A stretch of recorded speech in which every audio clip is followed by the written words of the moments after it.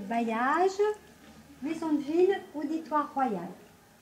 C'est à peu près 3 noms qui signifient la même chose. C'est un endroit où on rendait la justice. C'est un bâtiment très sobre, hein. Il n'y a pas d'ornement, à part les gargouilles que vous avez pu voir devant et puis les fenêtres à meneaux.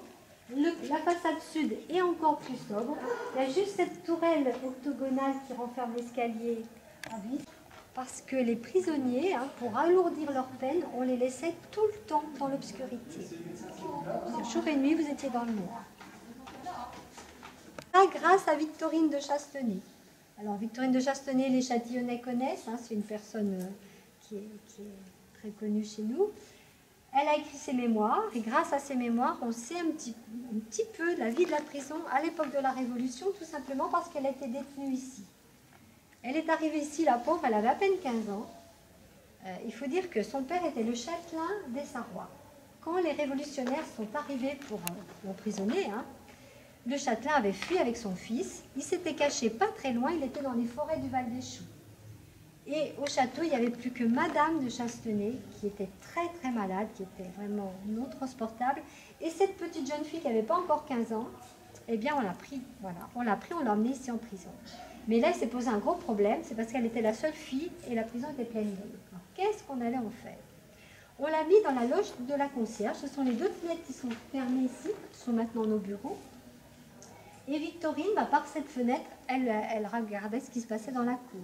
Donc, elle nous a, par exemple, dit qu'il y avait 22 mercenaires allemands qui avaient été arrêtés pour pillage, hein, qu'on sortait des cachots tous les matins et on les faisait chanter.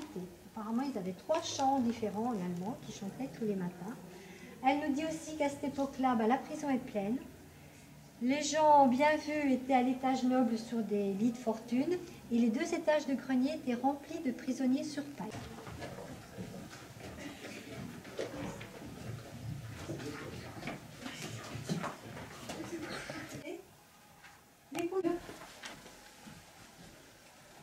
Je pense en plus que les gens qui étaient ici, ils avaient un adage, c'est que toute personne arrêtée sur la voie publique à 8 heures était pendue en particulier parce qu'on voulait séparer les criminels des prisonniers pour dette. Donc certainement que les prisonniers pour dette, eux, avaient la faveur de venir là.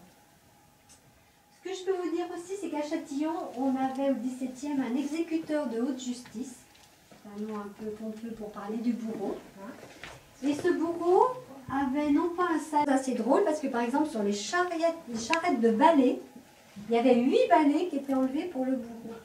Pourquoi 8, je ne sais pas, très propre. Il dit oui, on a parlé d'accès. Parce qu'il y a des films. Oui, je l'ai dit qu'il avait des films. Alors on sait qu'il y avait une chapelle dans cette cour, mais alors je ne pourrais pas vous dire où. Voilà, c'est bon, vous pouvez monter. Et restez bien sur la partie droite.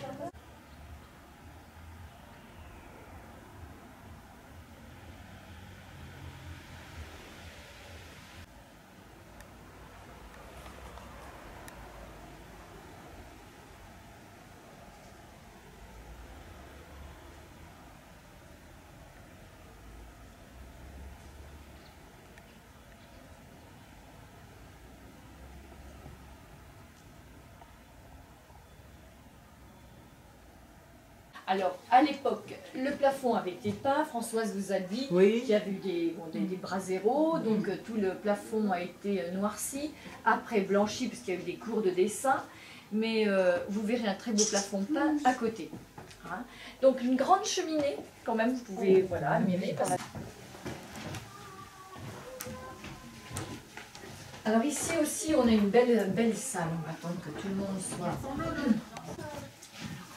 Alors là, c'est la petite salle, c'est une très jolie salle, c'est la salle du fonds local. Alors dans cette salle-là, on vient assez souvent, parce que là, on nous demande des livres. Autant on n'en demande pas trop sur le fonds ancien, autant on nous en demande beaucoup ici. Ici, c'est... oui, il y a un monsieur, il s'est mis carrément, il s'est couché par terre. Il regarde le plafond.